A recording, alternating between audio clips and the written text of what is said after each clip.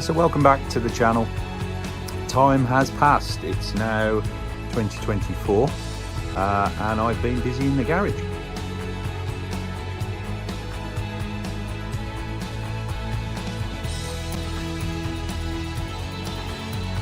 So if you remember, the plan was to get the engine out and give the bottom end of the engine a freshen up and at the same time take it as an opportunity to do some minor performance upgrades. So I decided to lighten the flywheel.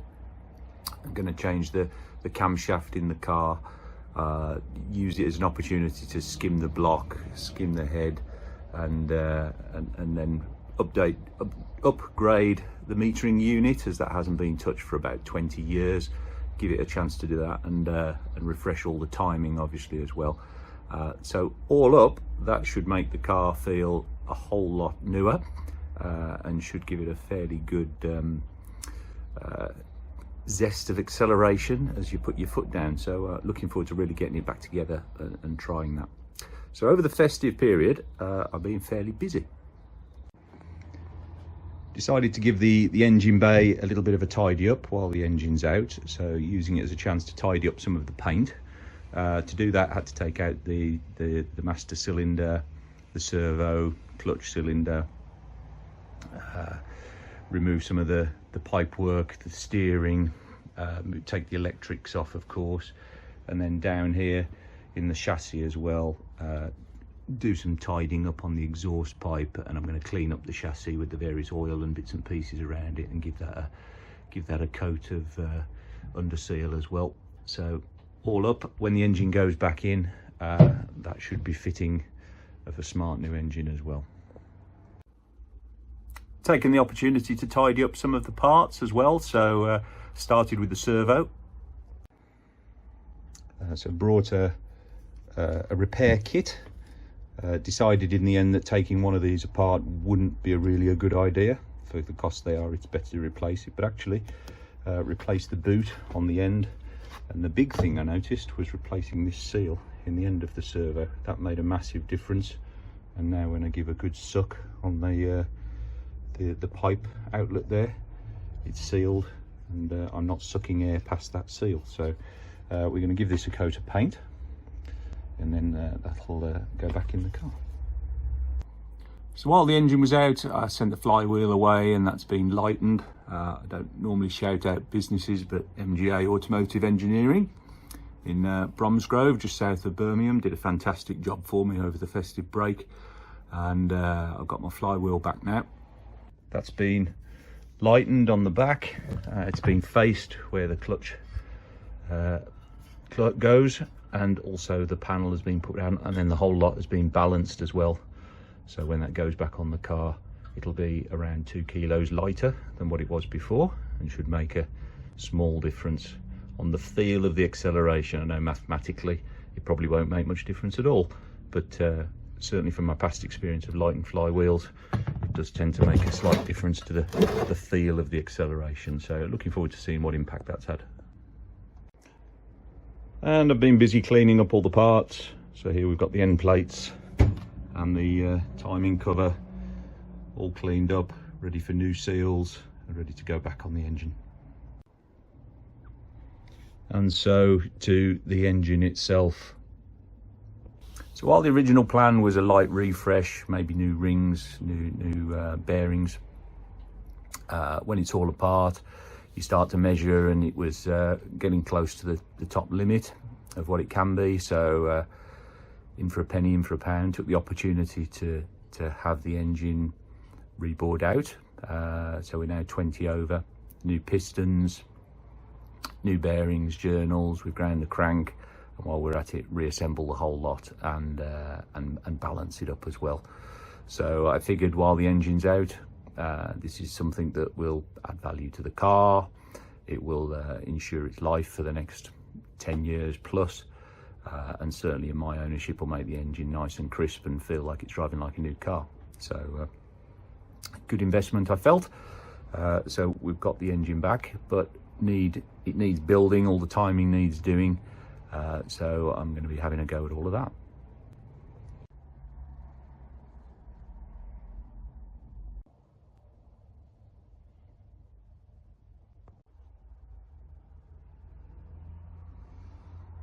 So in the end, I've decided to put a original CP cam in, a 307-689 cam that went into the 150 horsepower cars, and I'm under absolutely no illusion that this car will not be producing 150 horsepower. It's very well documented all over the internet the way the power of these cars was measured back in the day. But what I hope to achieve by putting a different cam in it is to make it a little bit more revvy, maybe, rather than torquey. Together with a lightened flywheel, I think that should make a significant difference. There's lots of cams available for these cars. Everyone will have their own choice as to what they think will be the best and will be the right one. I've gone for one of the standard Triumph cams, and the reason for that is because the metering unit is going to be renovated as well, and if I go for a standard Triumph cam, it means I can go for a standard tune on the metering unit, and I'm not going to be looking for some kind of custom tune. When I get it renovated, I know what I'm asking for, and it should be a plug and play situation. So new cam, revised metering unit, and the only thing that needs investigating then when the head goes back on is the right springs that need to go in there to make this cam work. So a bit of investigation to come on that. So this is the cam, the standard 150 cam. Comes very nicely packaged. So we're going to get this unpacked, and then with a liberal amount of cam lube, we're going to lube up the engine, lube up all of the lobes and the journals here, and get this into the engine. That's the first thing that we're going to do.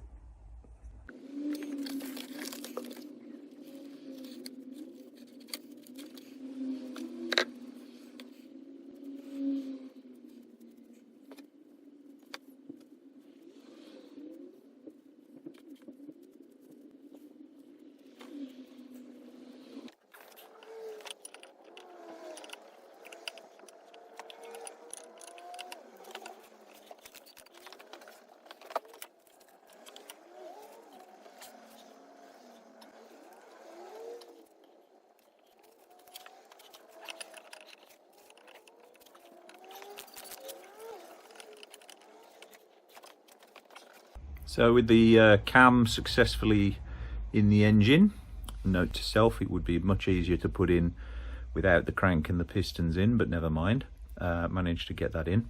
So next up, we're going to fit these two end castings. We've got the main casting here. I've had to put a helicoil in one of these threads here, and then this other one here. There's a couple of little gaskets that go on that. So I always buy the pay-in gasket sets. I've always found those to be very good, and was highly recommended to pay the bit extra and get those. So we've got the pay-in gasket set. So we're going to fit these two parts. I'm going to need to fit the oil seal into this casting here, and we'll get those two on the engine, and then after that it's going to be the end covers.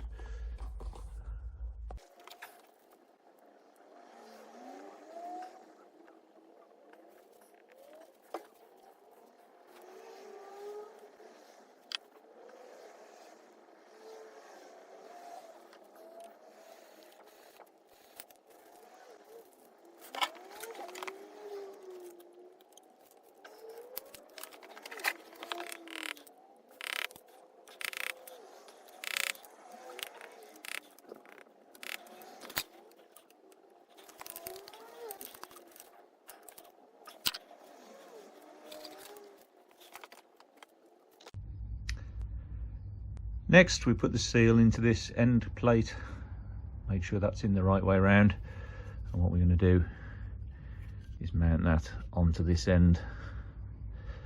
And as many of the how-to videos show, this particular hole down here goes straight through to the engine block, so there needs to be a copper washer on there in order to create a good seal. And then once that's on, we can consider putting the sump on just temporarily while we move to the top.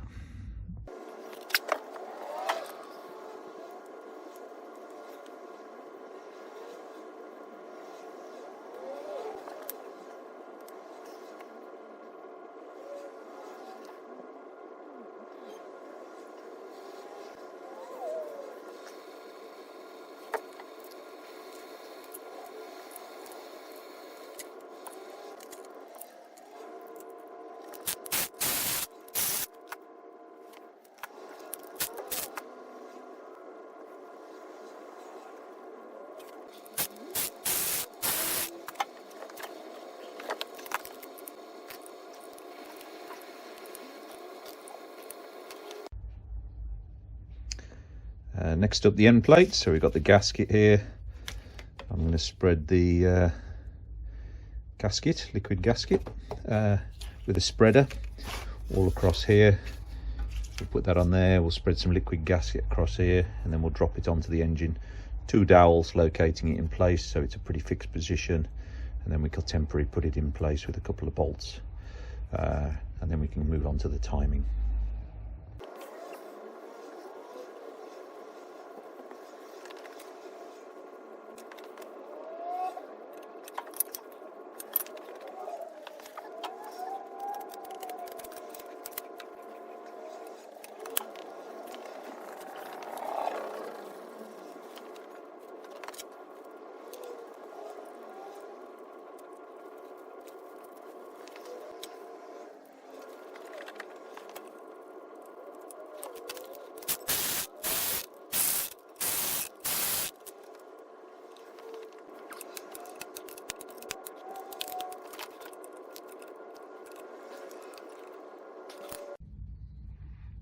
Right, so there we have the engine plate onto the block. Fairly straightforward.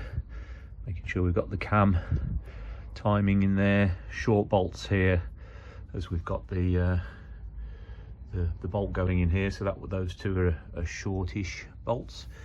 The rest, those two are the medium-sized ones. The longer ones are for there. Next up, then we can have a look at the timing. I'm not going to go through how to put timing on a TR6 engine. There's lots of really great videos on YouTube on how to do that, and I'm no different. I'm going to be following one of those. So I bought some shims just to make sure I had those in the case I needed them. We got a new chain, we got a new gear, timing gear, and I've decided to go for a vernier pulley rather than a standard one. The standard one giving potentially up to 2 degrees variation. So I thought, well, I'm going to get the cam timing absolutely spot on, and to do that paid a little bit extra for a vernier one, and I'm hoping that'll make the timing a little bit easier to set up as well.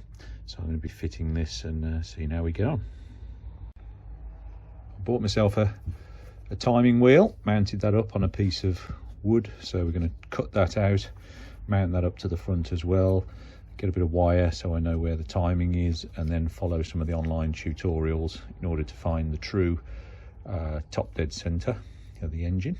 To do that, I'm going to use a DTI mounted to the top of the block, and then also I bought myself a push rod so that I can cut that down, put that into the engine as well, and then use the DTI to find the top of the lobe on the cam as well. So here goes nothing. So first check, putting a straight edge over the teeth, and actually it looks like I'm not going to need any shims at all on this, which is really good. There's no gaps, no rocking, no movement. That's actually pretty much in line using a straight edge. So no shims in place, we can proceed straight to assembling the chain.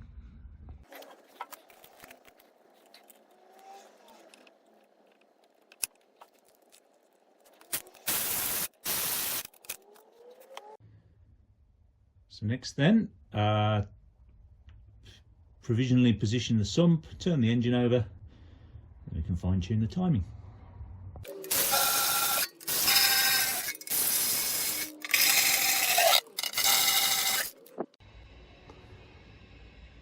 Just thought I'd show you my little timing hack. Got a little L bracket here bolted onto the engine. Got a cam follower. I bought an extra rod and chopped that down and put a washer underneath, and then taken a throttle spring, stretched it out so that it goes into the follower, and then it sits underneath here. So now as I turn the crank, this will go up and down, and I can put my DTI on the top here and measure the top of the valve so I can find the top of the valve. So that's how I'm going to do that. And I've got my timing wheel set up now with my little checker here. So I've got everything I need now to check the timing. So I have to say I'm quite enjoying this. So using my DTI, I've found top dead center, set my wheel to 0 based on my little pointer here, and then with my little ghetto setup and spring here and my chopped down push rod, managed to find the peak of the lobe again using the DTI. So now a little bit of a mental maths test. I've worked out I need to go 124 degrees backwards, so I can undo this, rewind. Well, no, I can leave that still, turn my dial back to top dead center, put the chain back on, and in theory we're good to go.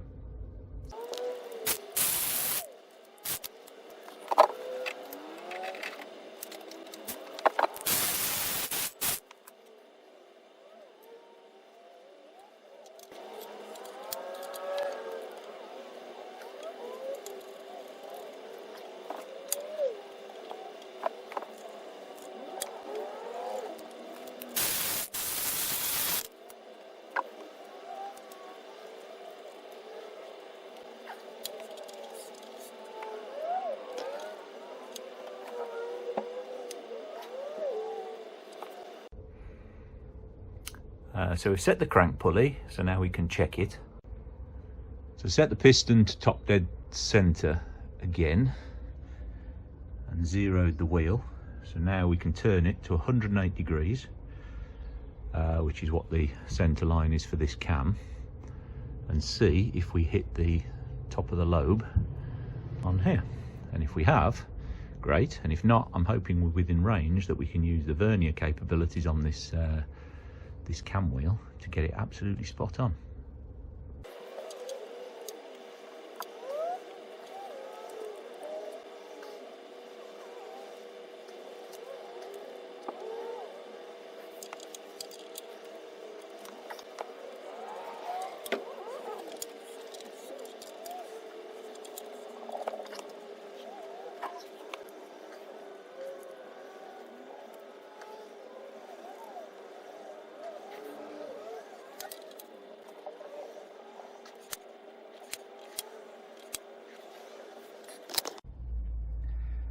I make that 112 degrees, so I've got a little bit of movement, so I'm going to have a go with this vernier pulley and see if I can get 4 degrees out of it.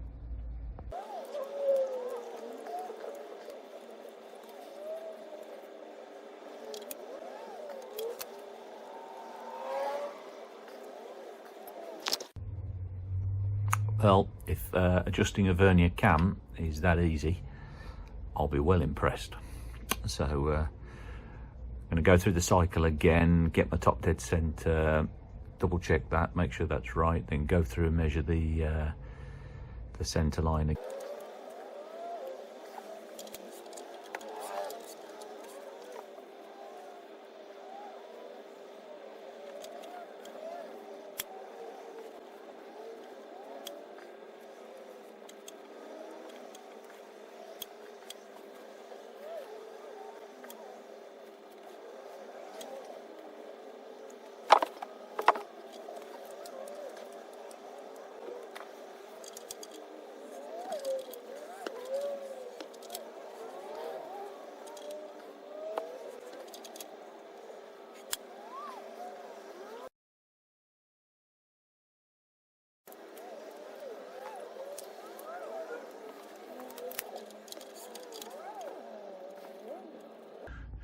With this particular setup, I have to say the vernier wheel does make life a little bit easier. I think if I was messing about trying to take it off and put it on cogs, that'd be a bit of a nightmare. So the extra, what, £30 I suppose for a vernier wheel is money well spent as far as I'm concerned. Right, so next step then is I'm going to check it again myself just one more time, just for my own mental sanity, and then after that lock it all up, and then I'm assuming get the cam cover on.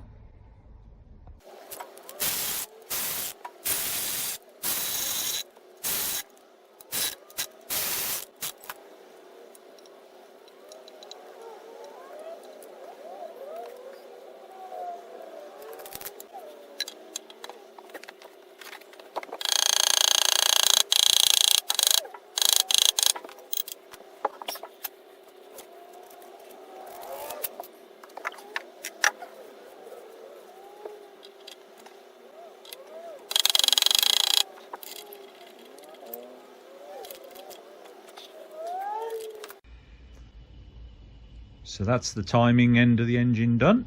Now we can turn the engine round, put the other end plate on, get the clutch on and the flywheel, and I think we're good then to make the gearbox up back to the engine and get it back in the car.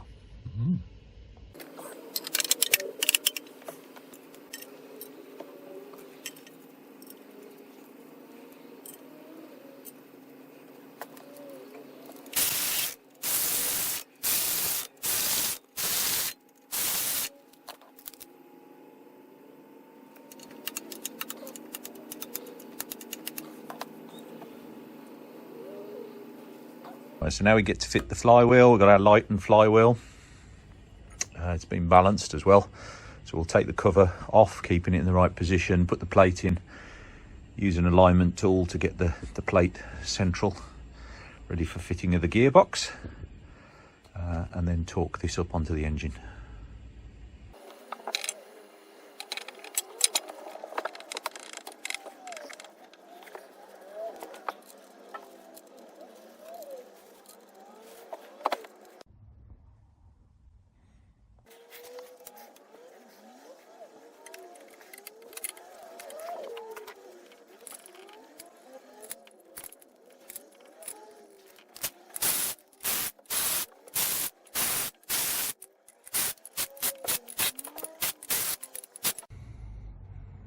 And there we have it then, the timing on, the flywheel on, the engine covers on. Only thing left to do on this is flip it over, screw the sump down, put the oil pump back in, and then that's the engine ready to go back in the car. So that seems a logical place to end this section. Next we'll have a look at cleaning up the gearbox, getting the gearbox mounted onto the engine, and then getting the engine back in the car with new mounts. So once again, thanks for watching, thanks for subscribing, thanks for all the comments and questions, and I'll see you on the next video.